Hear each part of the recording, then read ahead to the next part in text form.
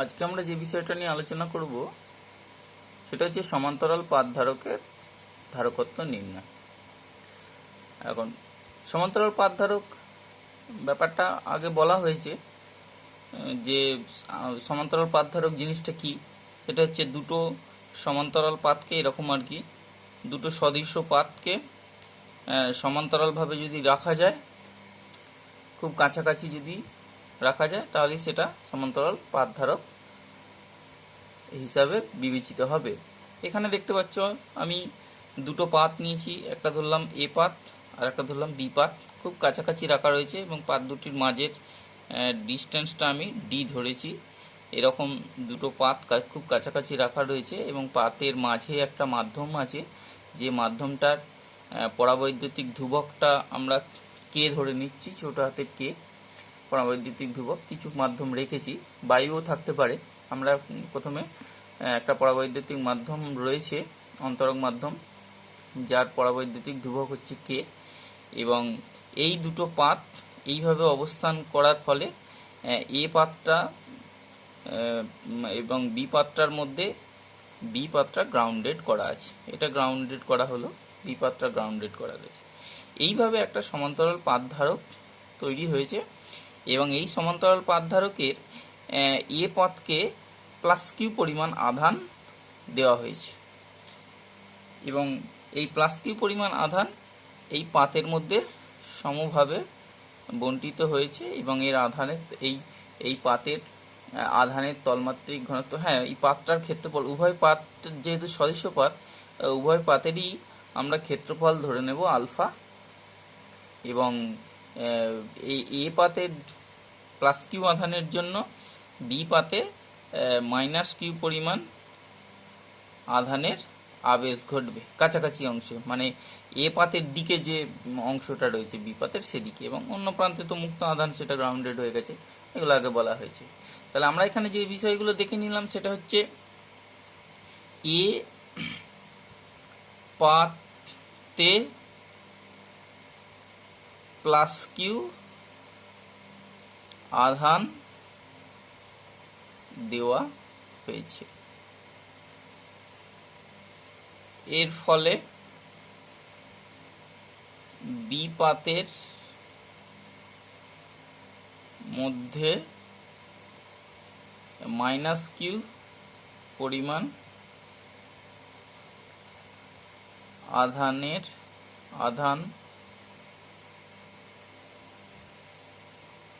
আবেশের ফলে সৃষ্টি হয়েছে।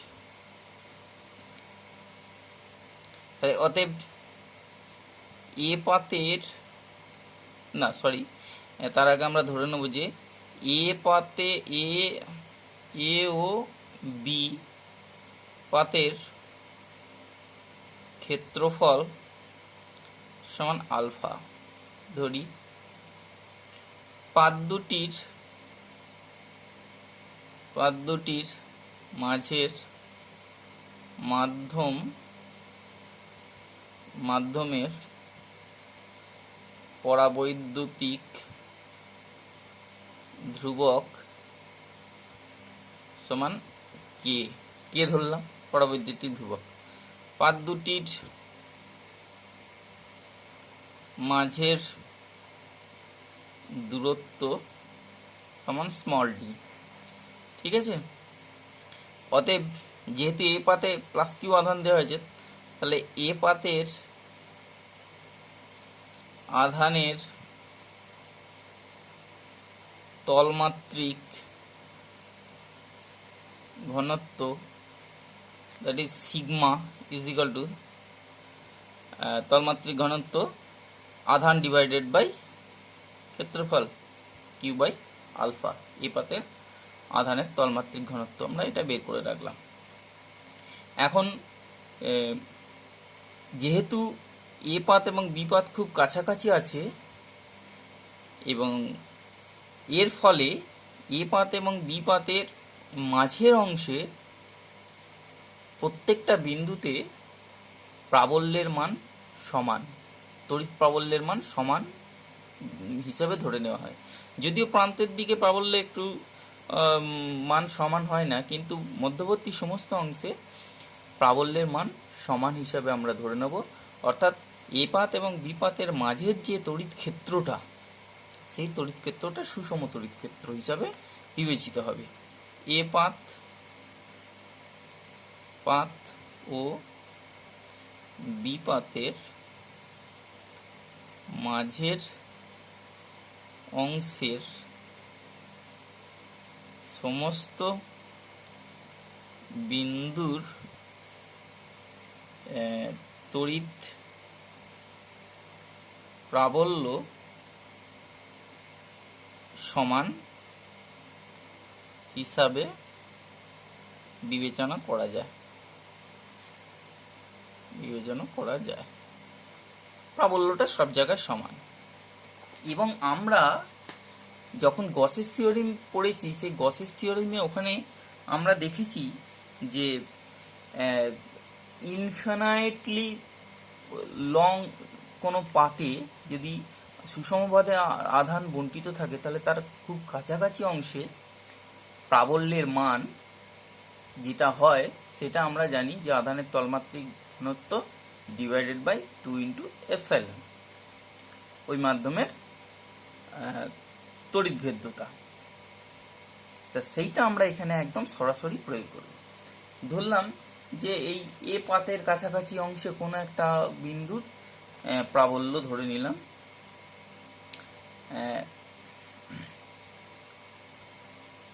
লিখব যে এ পাতে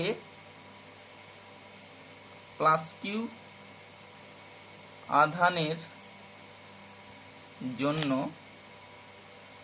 পাতের কাছাকাছি কোনো বিন্দুতে তড়িৎ প্রাবল্য সমান, সেটাকে আমরা E1 ধরছি, সমান সিগমা বাই 2 এপসাইলন, সমান সিগমা বাই 2 কে এপসাইলন 0। কারণ epsilon equal to K epsilon 0। এখানে এপসাইলন 0 হচ্ছে শূন্য মাধ্যমের তড়িৎ ভেদ্যতা, কে হচ্ছে ওই মাধ্যমের এপসাইলন হচ্ছে ওই মাধ্যমের তড়িৎ ভেদ্যতা, আর কে হচ্ছে ওই মাধ্যমটা তো আমরা পরাবৈদ্যুতিক ধ্রুবক ধরেছি। এই রিলেশনটা আমরা জানি অনেক আগে থেকে, epsilon is equal two K epsilon 0। তাহলে এইভাবে আমরা পেলাম। অর্থাৎ প্লাস কিউ আধানের জন্য এবং অভিমুখ যেহেতু প্রাবল্য একটি ভেক্টর রাশি, অভিমুখটা আমাদেরকে বলতে হবে। অভিমুখ এবি বরাবর, এ থেকে বি এর দিকে, অর্থাৎ এই যে এ থেকে এ পাত থেকে বি পাতের দিকে অভিমুখ হবে এই রকম,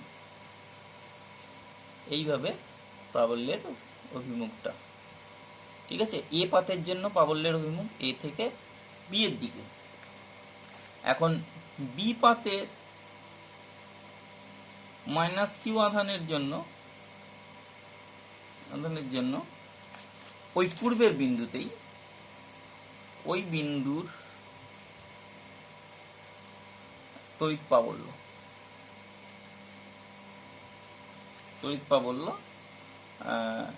সমান একই হবে। বি পাতটা মাইনাস কিউ আধান রয়েছে, তা মাইনাস কিউ। এবার এই ক্ষেত্রেও বি পাতটাকে আমরা ধরে নিচ্ছি যে এরকম অসীমভাবে বিস্তৃত পাত এবং তাতে মাইনাস কিউ তড়িতাদান দেওয়া রয়েছে। তাহলে তার জন্য ওই বিন্দুতে তড়িৎ প্রাবল্য একই formula, sigma divided by 2 K epsilon 0, এটাই হয়ে গেল। এবং এটাকে আমরা E2 ধরলাম, বি পাতের জন্য E2, এ পাতের জন্য E1। তাহলে অতএব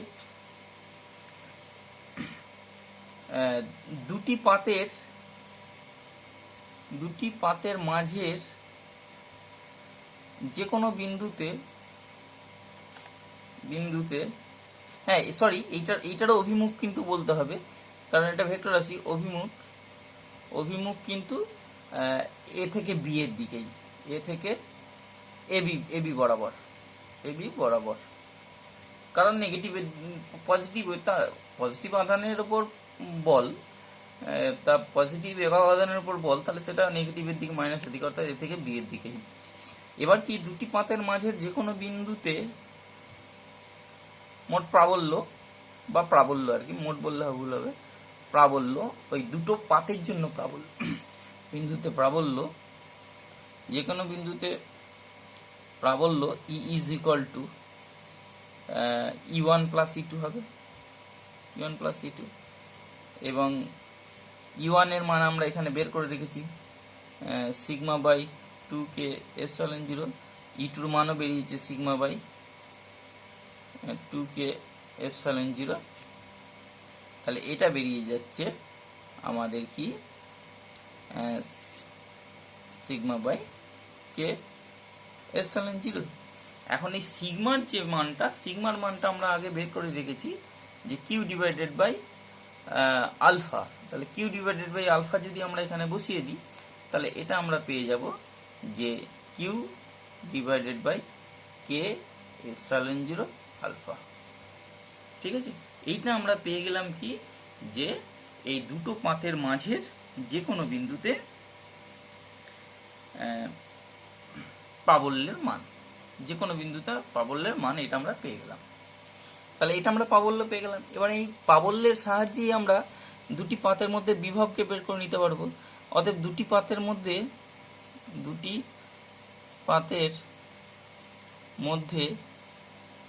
বিভব ভি বের করব। বিভব ভি সমান, বিভব বলতে কি বোঝায়, সেটা হচ্ছে বি পাত থেকে, ভি সমান বি পাত থেকে এ পাতে একক ধনাত্মক আধানকে, বিভবের সংজ্ঞা থেকে এটা লিখছি, আধানকে নিয়ে যেতে যে কৃতকার্য করতে হয়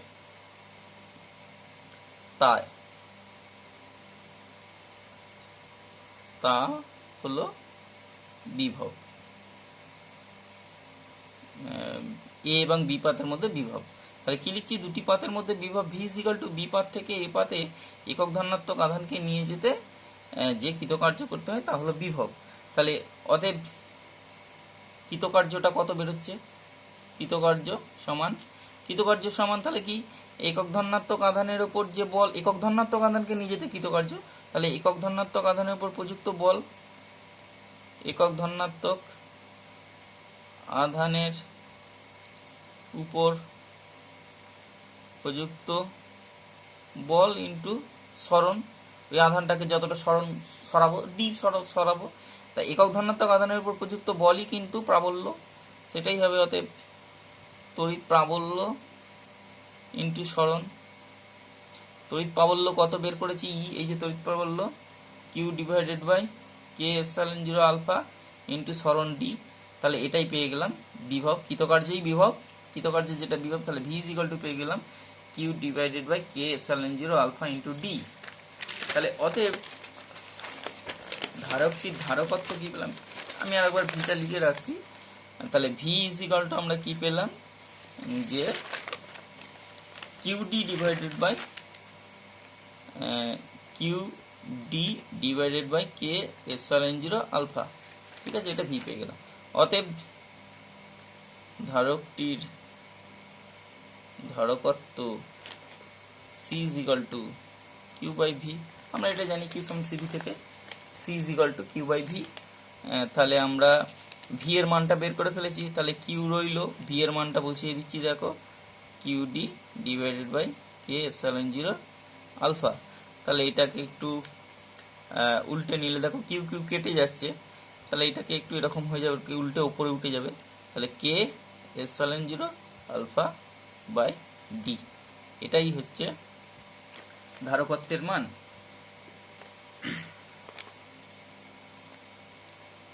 তাহলে এইভাবে আমরা দুটো সমান্তরাল পাত ধারকের ধারকত্ব বের করে ফেলতে পারবো। এবং যদি মাঝের মাধ্যম, পাত দুটির মাঝের মাধ্যম বায়ু বা শূন্য বায়ু হলে, বা শূন্য স্থান হলে, বায়ু হলে কে ইজ ইকুয়াল টু 1 হবে, সেক্ষেত্রে সি ইজ ইকুয়াল টু এইখান থেকে পেয়ে যাব, দেখো কে এর জায়গায় 1 বসিয়ে দিলে এপসাইলন 0 আলফা বাই ডি, তখন সম্পর্কটা এইটা হয়ে যাবে। এবং এপসাইলন 0 মান আমরা আগে থেকেই জানি 8.854 × 10⁻12, তাহলে ওইটা ইন্টু পাতের ক্ষেত্রফল ডিভাইডেড বাই ডি।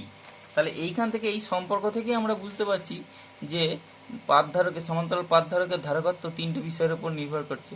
একটা হচ্ছে মাধ্যমের তড়িৎভেদ্যতা বা পরাবৈদ্যুতিক ধ্রুবক অর্থাৎ মাধ্যমের প্রকৃতি, তারপর পাতের ক্ষেত্রফল এবং ওদের মধ্যেকার দূরত্ব। তাহলে ধারকত্বের নির্ভরশীলতা এখান থেকে আমরা দেখতে পাচ্ছি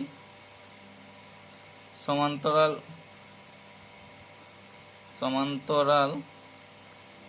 পাতধারকের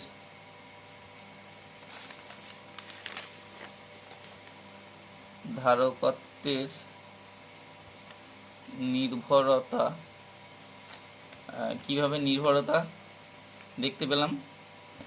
1 নম্বর হচ্ছে মাধ্যমের প্রকৃতির উপর নির্ভর করে, অর্থাৎ পাত দুটোর মাঝের মাধ্যমের প্রকৃতির উপর নির্ভর করে। বায়ুর পরিবর্তে অন্য যে কোনো মাধ্যম থাকলে ধারকত্ব বৃদ্ধি পাবে। ঠিক আছে। 2 নম্বর হচ্ছে ক্ষেত্রফলের ওপর। এই যে দেখতে পাচ্ছি এই দুটো যদি স্থির হয় তাহলে আলফার সঙ্গে সি এর সম্পর্ক প্রপোর্শনাল, বাড়লে বাড়বে কমলে কমবে, অর্থাৎ কি পাতের ক্ষেত্রফলের উপর নির্ভর করে। ক্ষেত্রফল বাড়লে ধারকত্ব বাড়বে আর কমলে কমবে। 3 নম্বর দেখতে পাচ্ছ যে এপসাইলন এবং ডি, এইখানে সম্পর্কটা এপসাইলন এবং আলফা যদি স্থির থাকে, পাতের ক্ষেত্রফল এবং মাধ্যম যদি স্থির থাকে, তাহলে ডি এর সঙ্গে এর ব্যস্তানুপাতিক সম্পর্ক হচ্ছে, অর্থাৎ কি যে পাত দুটির মাঝের দূরত্ব বাড়লে ধারকত্ব কমে, আর দূরত্ব কমলে ধারকত্ব বাড়বে। তাহলে এই সম্পর্কটা থেকেই আমরা বলতে পারছি যে মাধ্যমের প্রকৃতি, পাতের ক্ষেত্রফল এবং পাত দুটোর মাঝের দূরত্বের উপর সমান্তরাল পাত ধারকের ধারকত্ব নির্ভর করবে। আজকে জাস্ট এইটুকুনি পড়ানো হলো, এর উপরই তোমরা এটা প্র্যাকটিস করবে, সমান্তরাল পাত ধারকের ধারকত্ব কীভাবে নির্ণয় করবো আমরা, এইটুকুই আজকে রইল।